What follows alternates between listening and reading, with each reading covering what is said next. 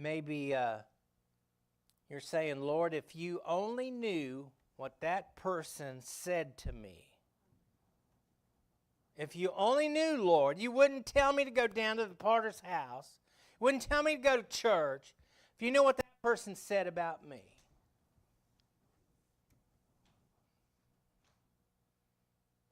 You know what that tells me? You got your eyes on the wrong thing. Right. Your eyes are on people. When you come to church, your eyes shouldn't be on, I wonder if Amber's going to wear that same outfit she wore last Sunday. Probably.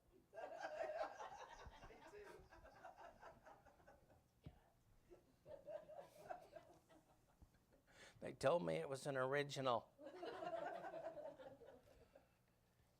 But isn't that what we do? This is what the body does. The flesh does. We'll look over and we'll start picking somebody apart. Right. And we need to get our eyes on Christ. Amen. Off of them and on Christ. Yeah. Is it easy to do? Sometimes not easy. But you can do it. Yeah, amen. Maybe sometimes your flesh say, Lord, that place is just full of hypocrites. Why would I want to go down there? Amen. What's one more hypocrite? And it doesn't stop you from going anywhere else. It doesn't stop you from going to a ball game or a basketball game or a Royals game. There's lots of hypocrites in the stands. But the only place it stops you from going is church. Well, it's just full of hypocrites. Well, you might as well join them because you'll be one of them. Amen?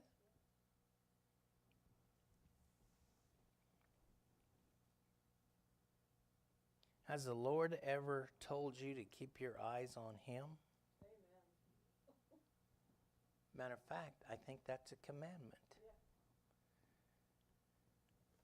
Yeah. In Hebrews 12:2, it says, looking unto Jesus, the author and finisher of our faith. Yeah. Looking unto Jesus. How are you going to look unto Jesus if I'm over here wondering what she's wearing? Or looking over here wonder what he's doing. Wonder what he's up to. None of your business what they're up to. Right. That's God's business. You are not the potter. I remember Brother Chandler told somebody they were thinking about building that camp and adding on. He said, well, we can't do that. And you know what Brother Jim said? Since when did you become the potter? When did you start becoming the potter? Last time I checked, the Lord was the potter. Yeah. But we'll put limits on the potter because maybe our faith isn't as strong as it ought to be. We need to trust the potter. Amen. Has he ever failed you? He never failed me. Go to Psalm 16, verse 8. Psalm 16.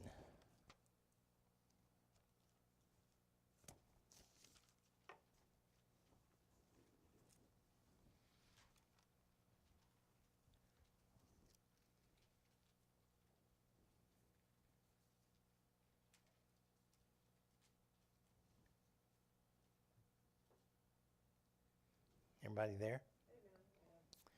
Psalm 16:8 says, I have set the Lord always before me.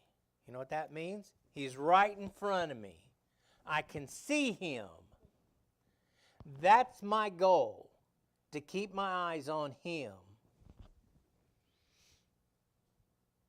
I have set the Lord always before me, because he is at my right hand, and I shall not be moved. You keep your eyes on Jesus Christ, you will not be moved.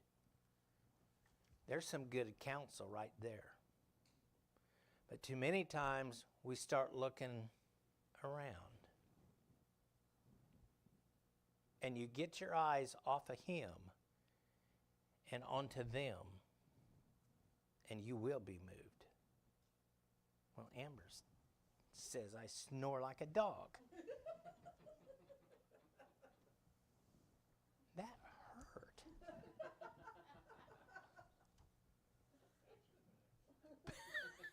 I mean, people can be offended by anything anymore. Amen.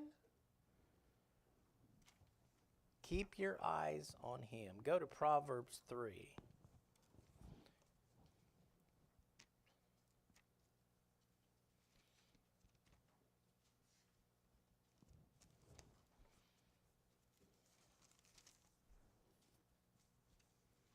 Proverbs chapter 3, verse 6. Well, let's just start at 5 because it's all good. Amen. Trust in the Lord with all thine heart, and lean not unto thine own understanding. In all thy ways acknowledge him, and he shall direct your paths. Don't you direct your paths. Let him direct them. Amen. And be not wise in thine own eyes. Fear the Lord and depart from evil. Boy, that's some good counsel right there, isn't it? We need to depart from evil, not run to it. Too many times we run to evil. Amen. And as his children, we shouldn't be running to evil. We ought to be running to Christ, away from evil.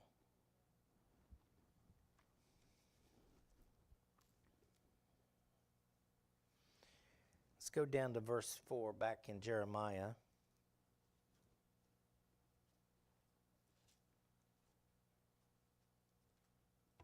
It says, and the vessel that he made of clay was marred in the hand of the potter, so he made it again, another vessel, as seemed good to the potter to make. Sometimes he'll mold you and he'll shape you, and you may not like it. But he knows best. He knows you better than you know yourself. Amen. I know Amber took some classes with pottery in it, and she made some things, and I think they were pretty cool. But what I learned, that when the potter tries to fix your vessel, he doesn't fix it from the outside. He fixes it from the inside, out.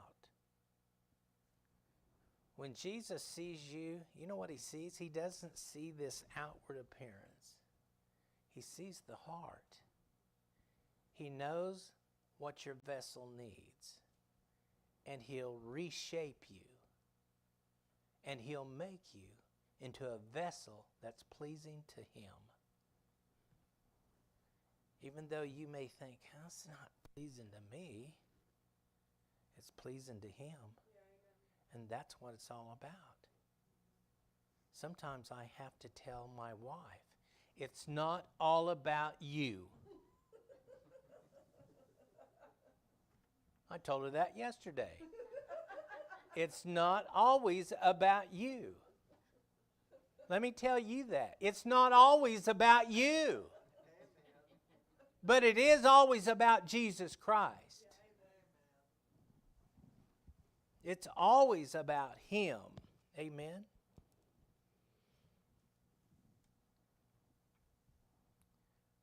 I remember the day that I got saved. And Jesus looked down. I'm going to preach a message about the feeding of the 5,000. And there's part in there where Jesus looked down and he was moved with compassion. And keep in mind, he's looking at the heart of every individual.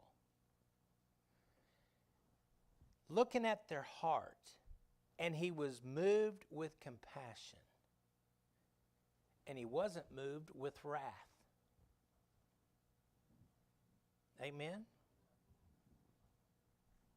When I saw those two guys come into Subway, you just know when somebody's gay. And then they started showing that I was right. They were gay. I saw them and my anger built up. But Jesus can see someone like that and move with compassion and love them and forgive them. I'm still working on that. We all have a lot that we need to work on ourselves. And you need the potter's help. We all need his help.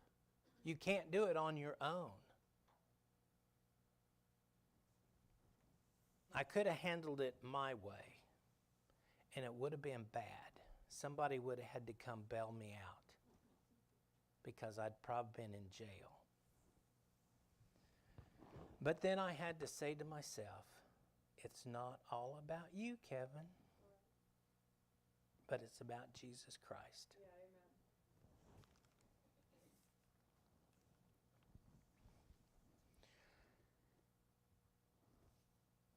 Then go down to 5.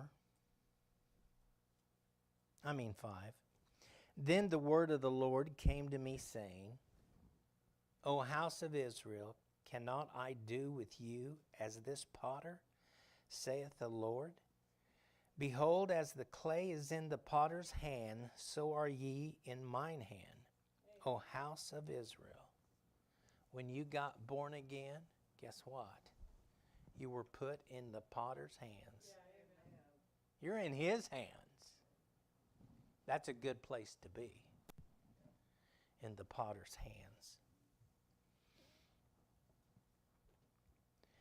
And when you fall, as a child of God, and we do fall, and we do fail him, he is willing to reshape us, to fix our broken vessel. Aren't you glad? He doesn't just take your vessel, say, Cindy, I'm sorry, but your vessel just shot. We're just going to cast it aside, break it. He doesn't do that. I'm going to rebuild it from the inside out. He's still working on me. Amen. To make me what I ought to be. And he's working on you. But you have to let him do the work. You have to come to the potter's house. You have to come to the potter and lay your vessel down and let the repairs start. Amen. Let the healing start. Aren't you glad he doesn't want to throw you away? I mean, aren't we good about that? We see somebody that's broken and we just want to send them away. Do away with them. No people, no problem. That's Byron's philosophy. No people, no problem. But that's not God's philosophy. He sees people, but he has a way out. He knows how to fix it.